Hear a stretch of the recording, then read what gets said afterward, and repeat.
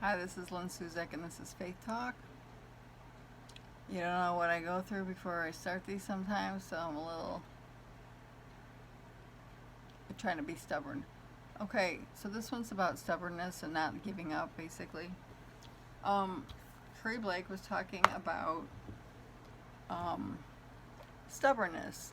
Well, actually, I'm part of one of his teachings. He mentioned the sheer stubbornness of somebody can actually prevent them from getting uh, actual demonic possession or something.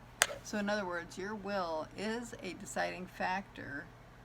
He he believed a person can actually be involved in demonic stuff, where it's doing stuff they should not be doing, but they can shut out the demonic if they are stubborn. Anyway, it made sense to me, so I am having trouble with video today, but anyway, so what I wanted to talk about, that I'm so trying to finish this video and talk about, is that our will is a deciding factor, our stubbornness. So if you're not, okay, so stubbornness is a good thing in faith. And even a person, yeah, we usually think stubbornness is bad, but our will to not die is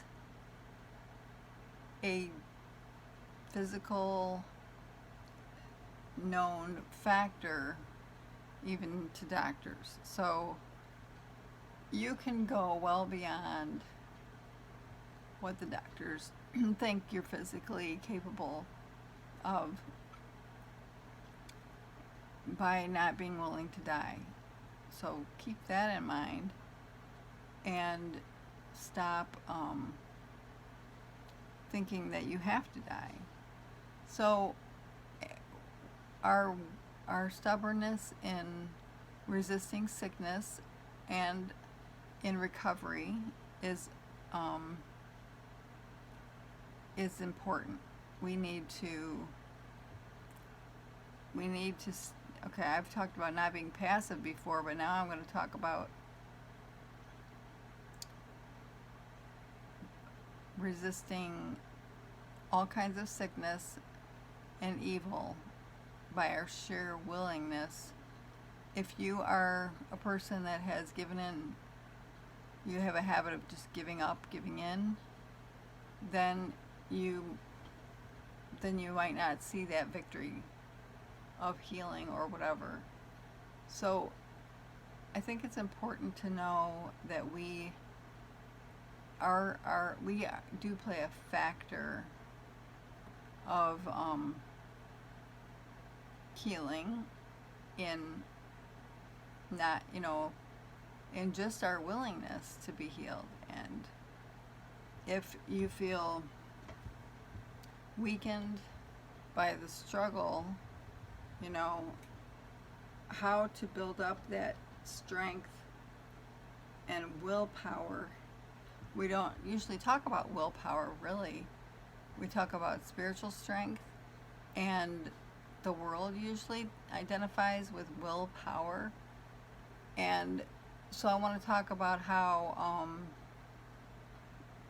it is something to consider, that if you have been beaten down by people before or things, and you would rather just give up and give in, then that would be something that would cause you to be unable to resist sickness.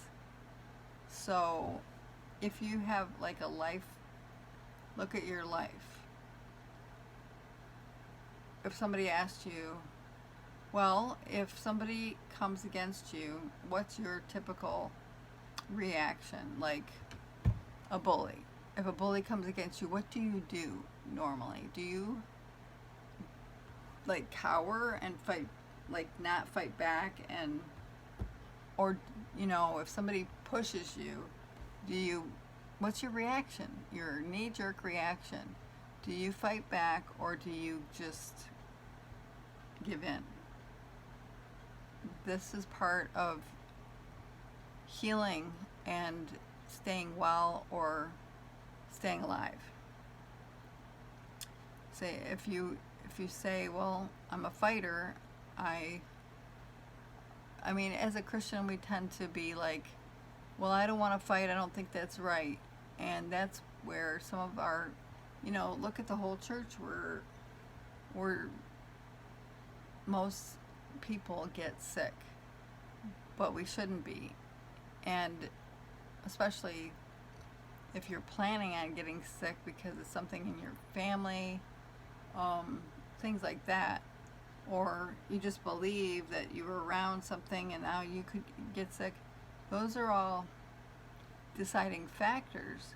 So I'm trying to draw attention to the fact that you have a part to play. Your sheer willpower does play a part in the spiritual realm. That's what I'm saying. Spiritually, our willingness to either resist the sickness and disease and the injury, or fight back, is really, Jesus already paid for everything.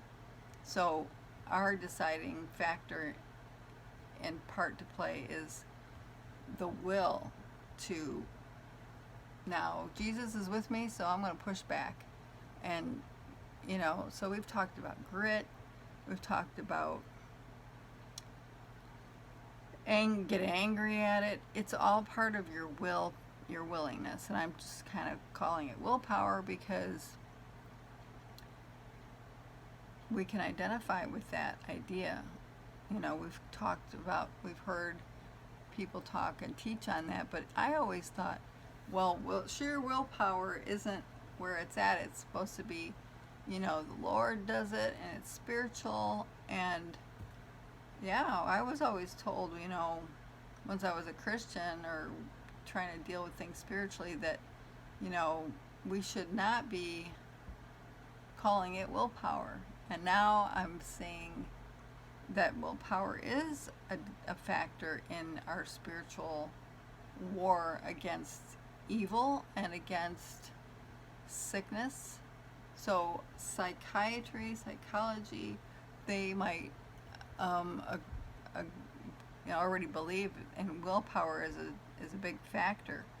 But with Jesus and your willpower, you can't just say, okay, I'm a Christian, Jesus did it all, and it has nothing to do with me. I think that's a big fallacy. It's all Jesus. Yeah, I know it's all Jesus. But he gave us a will and an ability to fight, and physically, there is a willpower inside that needs to kick in and grow in determination to fight against this, and not say, well, why isn't God doing this? People that have a strong stubbornness, people that I've mentioned before, Tony Myers, a friend of mine that was a fighter when he was a kid, and Andrew Womack learned to fight in combat, and other people that became, well, Curry Blake was a black belt in karate, so he, it's like in your personality to fight. It gets in there, and that's how you get strong in the ability to do miracles fast. So that's what's going on with people trying to teach it and not really being able to communicate. Your own willingness and stubbornness and willpower does play a part in getting well,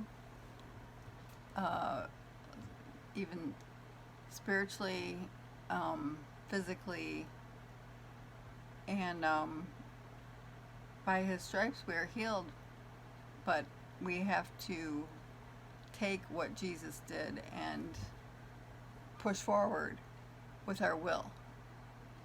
Okay, well, I hope that made sense. I kind of got beaten down about starting this video. Tried to try about 6 times, had a bunch of things happen, but I decided to push forward and not give up because that's what I'm talking about. So hope it helped. See ya.